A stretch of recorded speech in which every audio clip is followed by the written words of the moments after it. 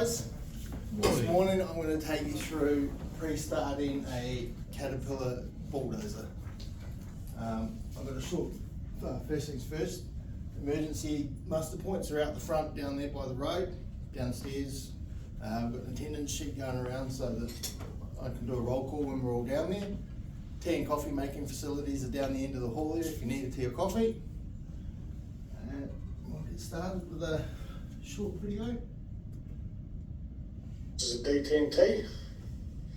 Just do my pre-start walk around.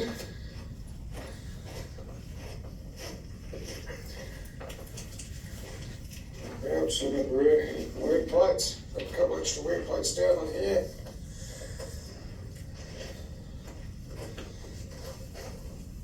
This bolt, you can see it. The corner tip bolts do get loose.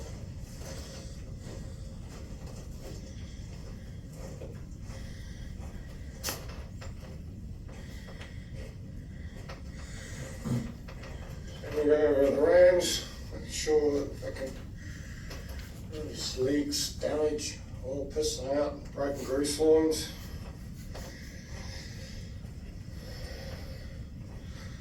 So we've already been damage from the last shift.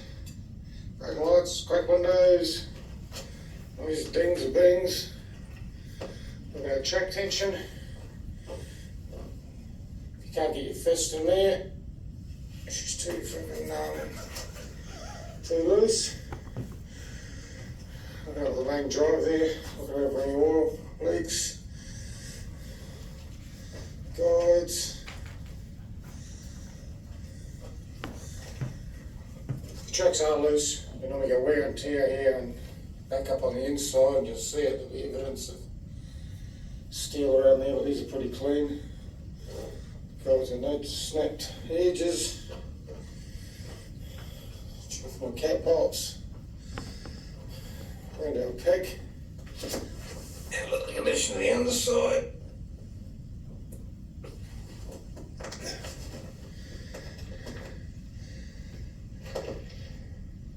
The plates are all good.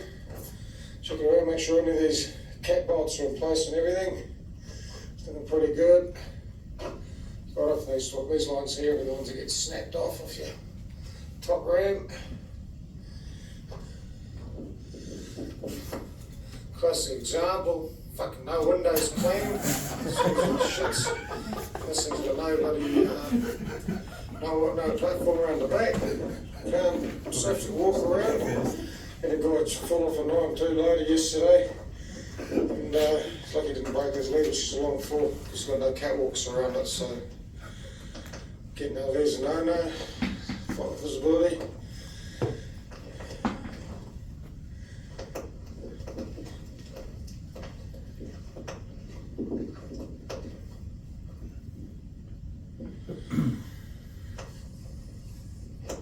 And do the oil checks and other things like that, but everything's up in good condition.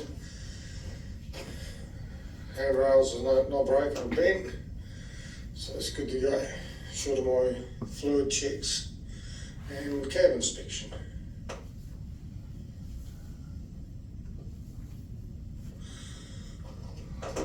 And obviously that's our fire suppression, make sure that's in the green.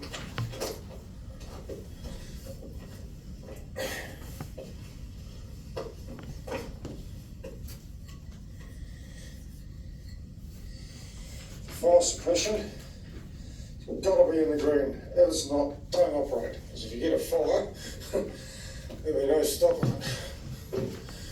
Fire suppression is basically to allow you to get it. It's inside the cab, this beast. Left in an absolute state. And that's where I'm supposed to spend the next 12 hours. Yee-haw, can't wait. Well,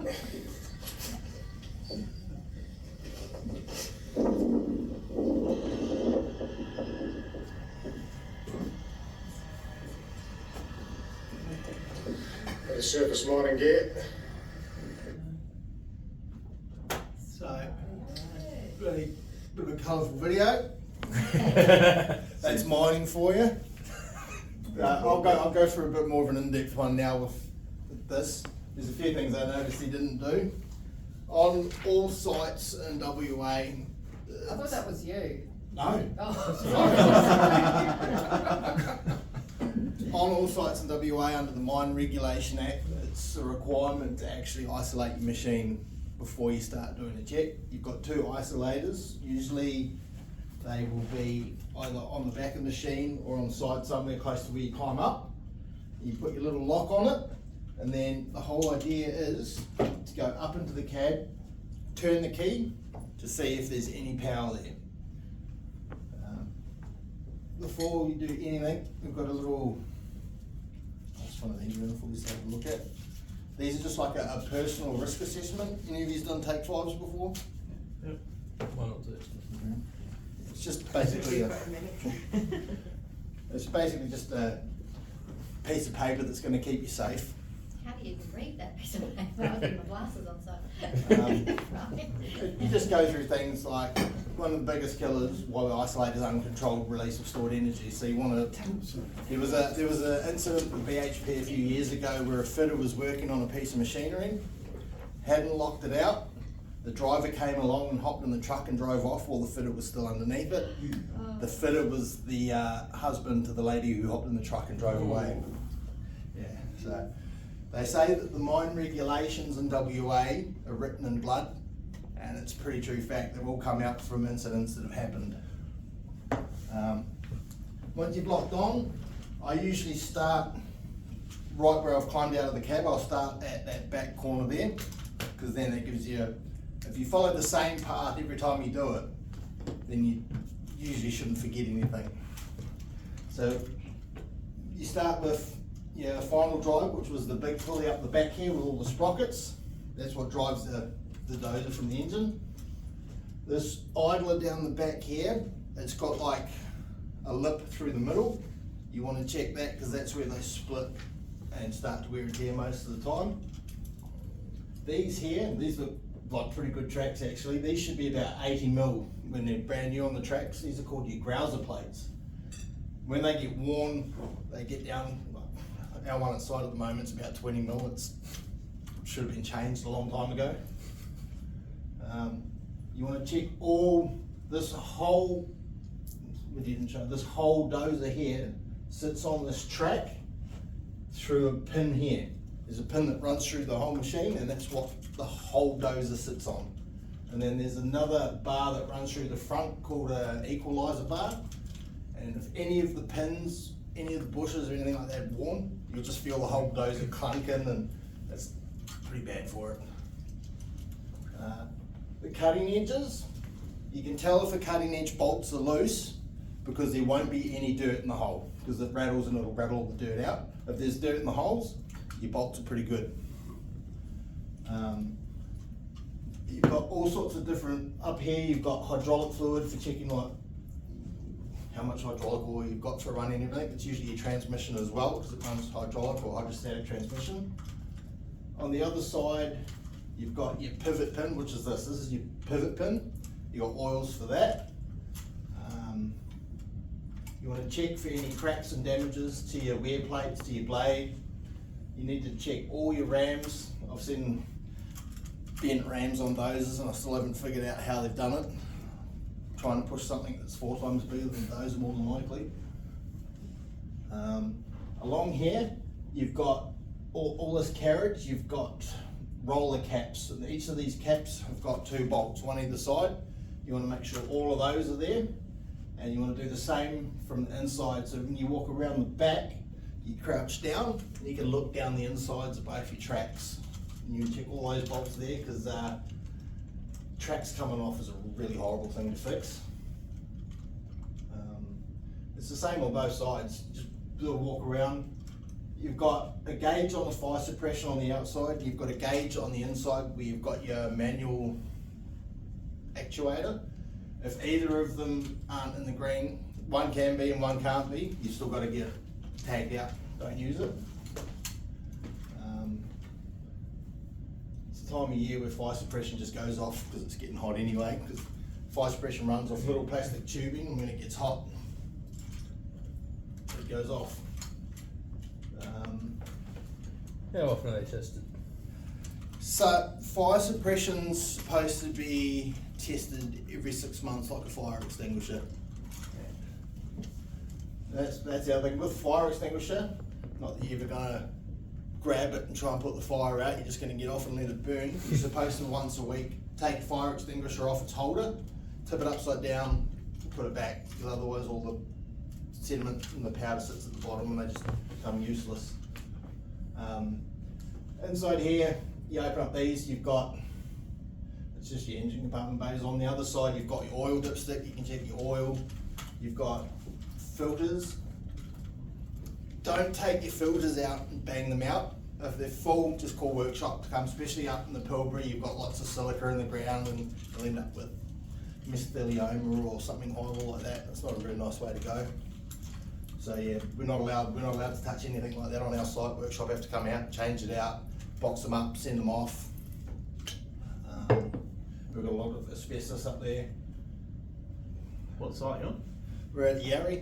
We're rehabbing it, getting it ready to hand back to the traditional owners. Whereabouts is it? So we are in between Marble Bar and Port Hedland, inland. So we fly up to Port Hedland, then it's an hour and a half, 2 hour drive to Pardue Roadhouse, and then another hour drive inland from Pardue Roadhouse. Yeah, I'm close by on the Island. Oh yeah, we've got cause that's FMG side, isn't it? I work for Cundaline Resources, so we got Yeah. people at They're there, yeah. Then once you've done the full check of the outside, I usually switch over isolators. I'll turn the battery isolator on and I'll lock out the starter isolators. That way you can go around and you can check all your lights, you can check your horn, you can check your two-way radio systems, all that kind of thing. I do have, pass these around. This is our generic checklist. It's just this is our generic heavy. If any of the category A checks aren't working, you're not allowed to use the machine. If any of the brakes and stuff like that, anything that's the safety.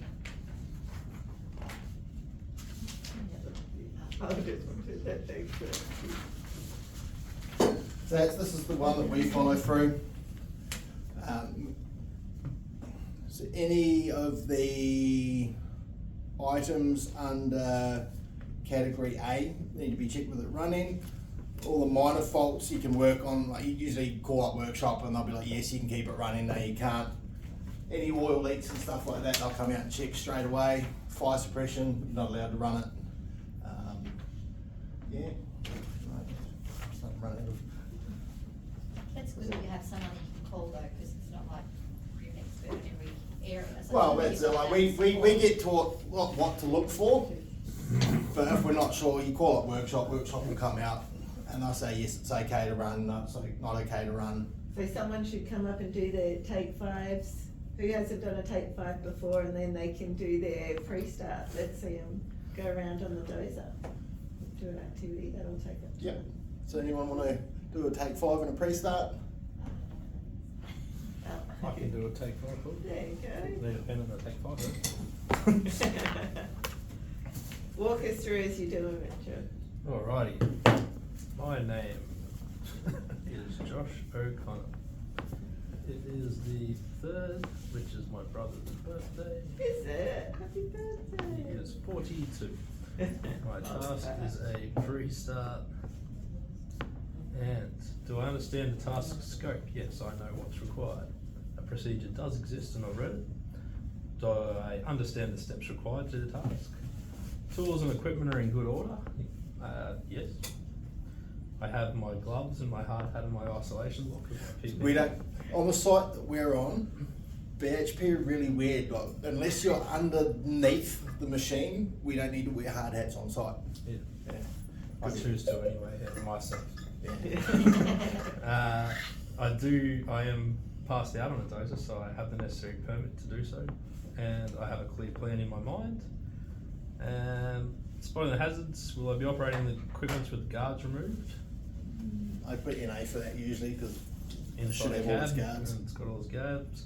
Am I or others at risk from the operation of vehicles? Yes, people are at risk. task involve hazardous materials? No. Will I be performing a task without a specific isolation procedure? No. Will I be working at heights? Yes. Will I be impacted by others' activity in the vicinity? So that's why it's interesting, because as soon as you're off the ground, you're working at heights. Yeah. Which is why you should be wearing a hard hat. But I have had people at our site say that no other site they've been at anywhere makes you wear it unless you. Yeah, Yeah. no BHP swivel. It's Yeah. weird. Will I be impacted by other activity in the vicinity? Yes. Other environmental and or health and safety hazards? Yes, there'll be dust. Is the risk level equal to or greater than H11? No. Thank God I don't want to do a change. I will implement controls and review the take 5 if changes happen. So the hazards will be other equipment in the area. Equipment. My controls will be POS comms, and they will be situational awareness, keeping an eye on the path. Let's do question 2. Another one will be uneven ground. Do you have to do your take 5 as well as the checklist, or this is Yeah, just? so you got to do take 5 before you even start your Yeah. pre-start. Everything. I've got to do 2 take 5s a day, every day. Yeah, you're supposed to do one before you start any new task for the day, whatever that task is. So you do one for your pre-start and then one for actually operating the dozer as well. So you have to have this as evidence? Yep, we hand them in at the end of each day with our pre-starts, with our, if you're in a truck, you've got load sheets and things like that. Or Right. And the chicken flick. the biggest one with that, because you've ticked that working at heights, you've got to put something in your controls for that as well. Oh, yep. Hazards working at heights and how they are that. So it doesn't give you the risk score. What's the risk score out of? So we've usually got these books. And they give you a rating in there. The book's got like a little, Okay. it's got like a little graph, and then you've got like your consequence versus your likelihood, Risk matrix. your risk matrix, yeah. And if it's above a certain thing, How then- often do you think it's going to occur, and then? yeah, basically, and like how, is it gonna be bad Consequences. injury, is it gonna be Yeah. life-threatening? Should do them for a take 5. JHA. Outrageous. I usually just put them as like L4s, L5s. Yeah. Yeah. Let's go L5. L5. L4. And then L5. Alright, there is my risk assessment. Awesome, thank you very much. To jump on your dozer. Well, he doesn't No, have no, his no, big no, hand no, down no, there, no, so no, there's no. bits Oh, of that's big right. hands, so he can put it on pretty well.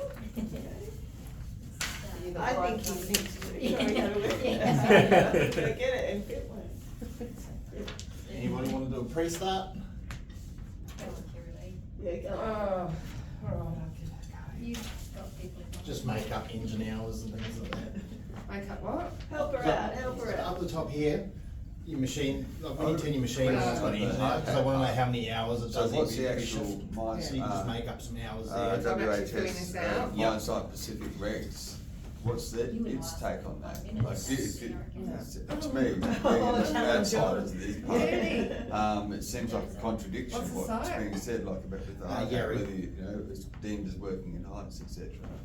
But then what's Oh, the actual 600? reg say? Yeah. Working at heights, you just need controls in place. They don't specifically C9E? need to be a hard hat. Oh, DZ okay. 111. PPE Wonderful. is always, there's a Is even just in the- pyramid Alright. of controls, and PPE is the So- lowest form. So these ones here, So the controls you will have will be that's when you open up recaps, like engine bays and stuff like that. You slip see, proof, you wanna be checking for steps, any leaks, you wanna be checking for any fully damage. encompass like valves, anywhere you are in checking the heights. air cleaner. Should have You this take the cap preventing off you the air from cleaner, falling. visually look You've at got the air policy filter. procedures where you Yeah. don't So go this for is it inside the contact cab. when you're on a ladder. So this Yeah. is You inside the have to engine have bay. either two hands and a foot, And essentially, like just around the touching outside around of all the corners. lights. Oh, okay.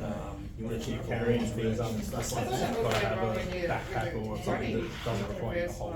Yeah. So, You can check. You mean the inside? regulations would say that you Have a look, have controls in place to Okay. make this. Okay, so that's the minimum. So As yeah, long as all that's your, controlled, it doesn't have to all be your a hard hat. hoses and your belts Yeah, and stuff PPE is can always be the inside lowest the form. engine bits here. Okay. The regulations So generally checking the oil. Yeah. say that you need to provide a safe environment, don't specify how you will do You that. meant to get a tissue. But if you try and cut corners, True. the auditors will say. The hoses, the belts. You need more than Yeah. Air cleaner. that. Hard hats are, Can't see any leaks.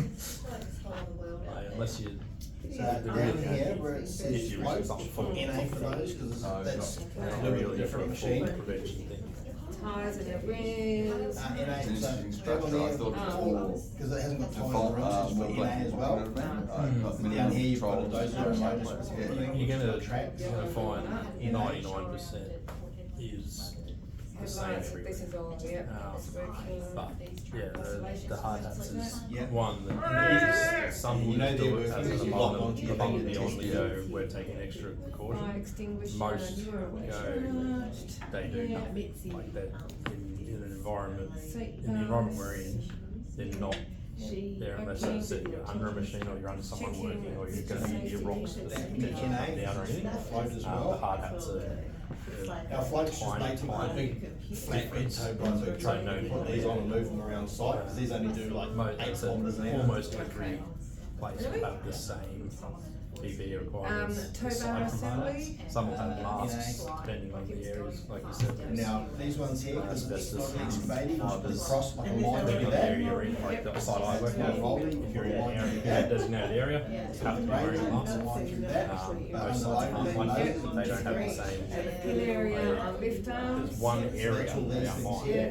that was heavy Number for asbestos. oil leaks, is that? Yeah, Because oil of that, leaks, any cracks and gone damage in the overboard in their controls to say, to basically stop being sued in 30 years' time. Yeah, so all these like little pipes that come down. We're gonna make you wear masks all the time. They've done test after test that almost every area Your is GET well below anything that the touches ground. limit you require a mask for. Ground But engagement. because they found in that one area that one time, they go overboard to say we So don't, that's what I mean. legally we don't have to, but they've chosen to.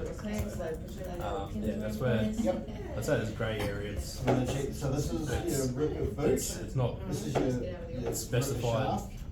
in You've the got law things you put on a rubber boot. what and a shank. PPE stuff has to be done, Or a shin guard. but every auditor, everyone that approved, like, because the government's got to sign off on your, on your buying agreement, They can on also your, tilt on side to side, provisional you go works, forward and back. they're not gonna sign off on it unless you've got, Bucket condition, have a look at Yeah. that. say you're in Above business, control say you're in issues. business, and so, they all know what they're looking for, if you can essentially justify Trucks, you can put a line through that. why you don't need this, then that's. Okay, so jump in my cab, turn it on. No, yeah, didn't realise it was, I Brakes. thought it was more black and white, didn't realise Like it the was, it's got radio. grey. Yeah, It was yeah. grey. And I'd say the majority, So, vast majority with my reverse points lights, in reverse it alarms, will be do you have to get out? black and white in the sense that Make sure that. almost Just- everyone will be just on the same page. Put it in reverse Side everywhere. and it'll take a Yeah. Like you'll, Yeah.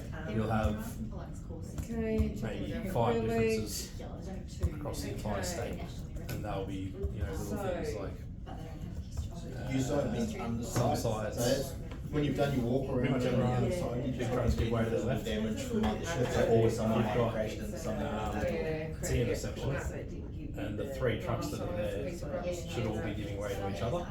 You'll get that quite a lot. So you've got to jump on the radio and Make it so Okay, it's yeah. some Yeah. sites say if you have nothing on your left, then you're Yeah. on right away. So the Priority rules. the truck that's running along the truck that's running along the T intersection with nothing there Yeah. Thank you very Thank much. you. can then cut across this truck. So One- some sites have that, whereas One of the biggest things I also suggest, when you do your pre-start check, if you see some damage, make sure you report it. At the end of the day, do a post-check. If you've damaged it, report it, because you get in less trouble than if the next person reports it. Yeah, Kiralee did an awesome pre-start for me, got a good take 5. The dozer's ready to go to work. Cool. 4 minutes. I was kind of thing, excited to sorry. drive it until you told me it only does 8 kilometres. Well, So what's the spike at the bottom do? this one here. Yeah, what's that? So that there's your ripper. Depending on the ground that you are working in, you might need to put that in the ground and like break all the ground up before you can start pushing it. If you're working in really rocky, hard ground like iron ore, you want to curl it in. If you're in soft, clayey ground, you can have it sort of out a little bit more and ripping. And you've got different ripping techniques and stuff like that. The harder the ground, you want to sort of rip closer together, and then you can cross rip. You go one way, and then you go across the other way. Yep. So do you have controls both sides and you just swivel your chair? Nope, so the chair sits, if that's the front window, the chair sits on an angle like that. I've got my steering over this side and my forward and reverse. This side here I've got a joystick which controls all my blade controls, and then I've got another little stick over here which controls my ripper. So all the GET controls are on this side, all the machine operation controls are on this side. And you've got a brake and a decelerator. So it's not an accelerator. When it's on, it's always, revs go up, and it always runs at high revs until you put your foot down on that, and then it'll actually drop the revs to help you get better control. How angry do you get at truckies when they tip in the wrong spot? I will not talk about that. But most truckies, you can tell the Some topics come experienced up. truckies from the non-experienced truckies. They can read your dozer. You know, if you're sitting there with your blade up and your ripper up, they know to come down, and that's where you want them. McMahon did a thing. At the sites we're on now, you're not allowed to back down the side of the dozer. The dozer's got to be faced, so you back down the front of the blade, so you've got an escape route if something goes wrong. No draft arm. Yeah. No draft arm anymore. It's got to be on the blade. Jeez. See, I reckon you got a blade anyway, so you can just push it if I tip in the wrong spot. Well, that's it. You know, like. And it is. It's an escape route. If you're like this and the truck's coming down the back of you, you can have stuff falling off the truck and land on you. And I prefer big dozers over the small ones. It's like big excavators and small excavators. The little ones are a lot touchier and they bounce around more. And I feel safe. I feel safe in a big one. Well done, you did your best. How long would you spend a day in there? I will sit in that. Well, I'm an all-rounder, so on the site